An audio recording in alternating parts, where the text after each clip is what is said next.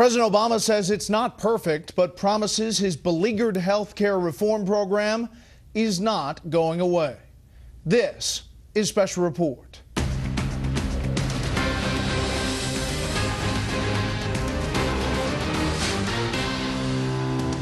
Good evening, I'm Brett Baer. President Obama took another shot this afternoon at another relaunch of his massively troubled health care reform initiative. And he says he'll keep at it as long as it takes. We have Fox team coverage tonight. Shannon Bream has another trip to federal court for Obamacare. Jim Engel with the big December countdown that has more to do with health insurance than the holidays. But we begin with Chief White House correspondent Ed Henry and a president who is not backing down. Good evening, Ed. That's right. Good evening, Brett. The president today said he's learned not to make any more of what he called wild promises about the website. Nonetheless, he went on offense because his aides tell me they now finally believe the tide is starting to turn in their favor. The bottom line is this law is working and will work into the future. A defiant President Obama tried to change the narrative on his botched rollout, claiming healthcare.gov is turning the corner and benefits are kicking in, as he unveiled yet another sales pitch that Republicans are still just not buying. While the White House wants to claim that healthcare.gov is now working, we know that Obamacare is still plagued with problems, and every American deserves relief from it. Relief is also needed for congressional Democrats, who are nervously watching their poll numbers sink ahead of 2014, while the president's own approval ratings plummet. So he launched a new political campaign to call Republicans out for not offering an alternative to a law that he vowed will not be torn down. You got good ideas? Bring them to me. Let's go. But we're not repealing it as long as I'm president. I want everybody to be clear about that. And with his embattled Health and Human Services Secretary Kathleen Sebelius and Senior Advisor Valerie Jarrett looking on, the president dug in, declaring this is his top second-term priority. If I've got to fight another 3 years to make sure this law works, then that's what I'll do. That's what we'll do. There are millions more who stand to be helped. And we've got to make sure they know that. And, I've said very clearly that our poor execution in the first couple months on the website clouded the fact that there are a whole bunch of people who stand to benefit. Another attempt by the president to assert the law itself is not the problem. And if only his team had better communicated how good it is and done a better job on the web, all would be fine. Even though aides to Senate Republican leader Mitch McConnell quickly noted, the president has launched at least a dozen other major public relations blitzes on health care over the past 3 years. Do you feel like he's just sort of stuck in the same place and that you've made this pitch before and people just are still not buying it? Really, because the law passed, the president won re-election, the Supreme Court upheld it, and 1 million people showed up on the website yesterday. Right. And guess what? 380,000 showed up before noon today. Republicans insist the website issues are just the tip of the iceberg. This bill is fundamentally flawed, causing people to lose the doctor of their choice, causing them to lose their health plan. And if that isn't enough, they're having to pay much higher prices at the same time. Now, Boehner's office noting tonight that there was not a lot of air cover for the president today from congressional Democrats. Didn't have a lot of news conferences or anything like that. Perhaps nervous about the politics of touting this health care law. But a White House official just told me it's only the first day of a 3-week rollout, and they believe they'll have the support in the end. Brett? Ed, any sense how much this is all going to cost the taxpayer?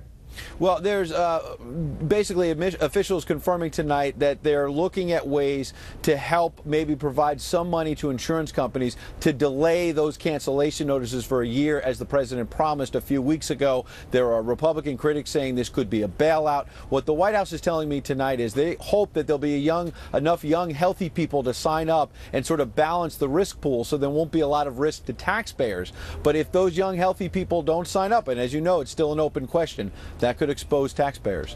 No doubt about it, Brett. Ed Henry live on the North Lawn. Ed, thanks. Many of you have obviously circled December 25th on your calendar for obvious reasons, but tonight Chief National Correspondent Jim Engel tells us there's another date that could be even more important to you and your family if you're on the hunt for health insurance.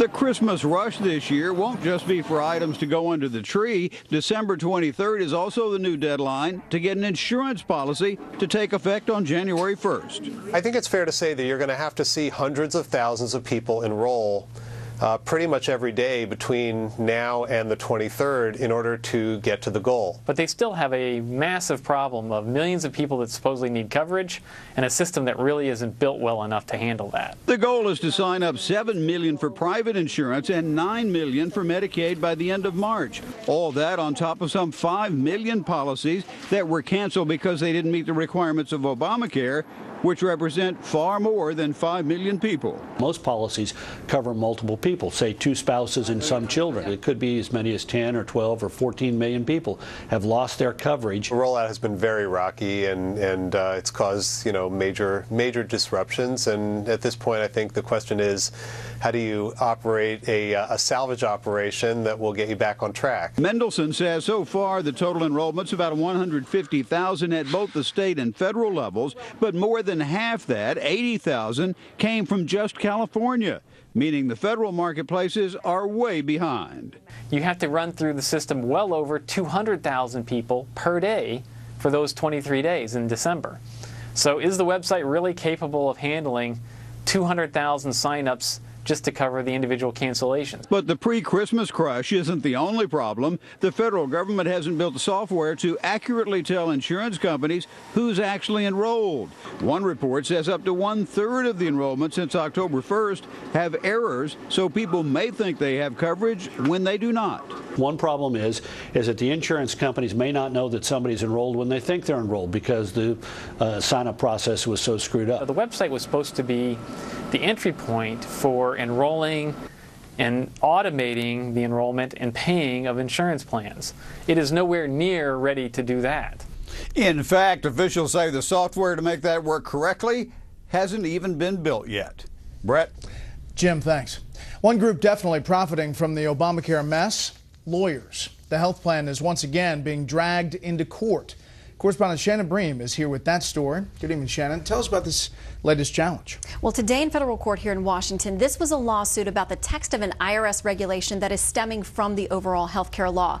The plaintiffs in this case say the text of the law says that those subsidies that go out to help people buy insurance, they're only supposed to be given out in states that have set up their own state exchanges and not into the states where the federal government is the one operating the exchange. The IRS says not so. According to the agency's interpretation, those subsidies go to applicants in every state.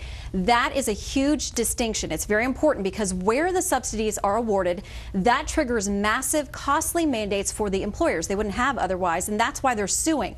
They say the costs will force them to cut employee hours, stop hiring, maybe even go out of business. They say this is just another example of overreach by the federal government. They say it primarily stems from the executive branch because they believe the IRS is acting on orders from the White House. And that issue of executive overreach got a lot of attention on Capitol Hill today. Yeah, there was a very heated hearing in the House today, and it was about presidential power, how far it goes. Generally and more specifically, they did talk about President Obama and said, there are times he doesn't enforce laws that he doesn't think are proper, like immigration laws, but that he's also made significant changes to his own health care law simply by making a statement or something that's posted in a White House blog. George Washington University law professor Jonathan Turley today testified, and he said no matter who the president is, that actually sets a very dangerous precedent. Here's what he said. The center of gravity is shifting, and that makes it unstable. And within that system, you have the rise of an Uber presidency. There could be no greater danger for individual liberty. He said in his opinion that the founders would be very unhappy and surprised by what's happening now. But Democrats on the committee said, hey, presidents from both parties have done this, and as long as we have gridlock on Capitol Hill, President Obama is likely to continue doing it. Okay, Shannon, thank you. An economic life preserver for a city could be a financial disaster for many people who gave much of their lives to that city. Correspondent Mike Tobin reports tonight on the granting of bankruptcy protection for Detroit.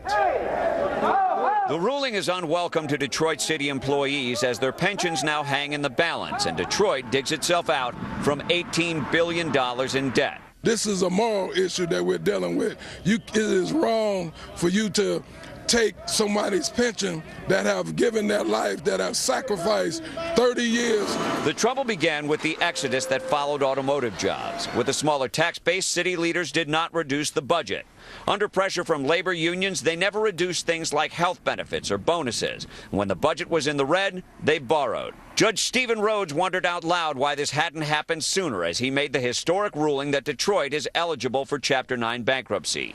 Now, pensions for more than 23,000 firefighters, police, and other municipal employees are facing the potential of dramatic reductions. We're trying to be very thoughtful, measured, and humane about what we have to do.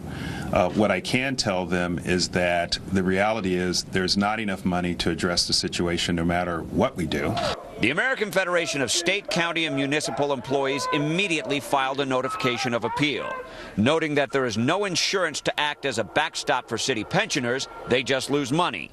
Also noting that Judge Rhodes determined the city did not bargain with pension representatives in good faith, but there was no practical way to do so. We are disappointed with the fact that the judge found that, in effect, they didn't have to. We think that's bad for Detroit, and we think that sets a bad precedent for other cities.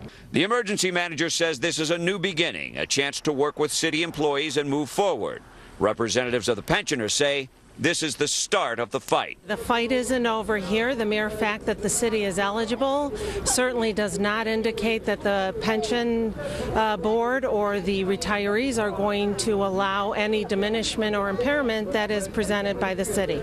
Perhaps the fight has now just begun.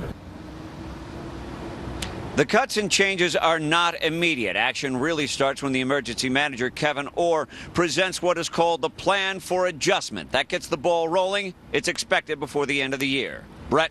Mike Tobin live in Detroit tonight. Mike, thanks. More on this with the panel. A second straight down day on Wall Street. The Dow lost 94. The S&P 500 fell 6. The NASDAQ was off 8. Up next, what could be law enforcement's worst nightmare. And you can make it at home. But first, what some of our Fox affiliates across the country are covering tonight. Fox 5 in New York with the latest on Sunday's deadly train derailment. A union official says the engineer caught himself nodding off at the controls prior to the crash. Fox 13 in Tacoma on Seattle Seahawks fans rocking their stadium so hard during last night's game, it registered as an earthquake. And this is a live look at our Denver affiliate, KDVR.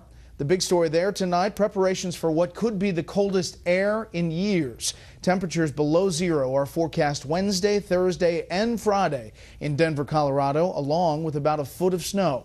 That's tonight's live look outside the Beltway from Special Report. We'll be right back.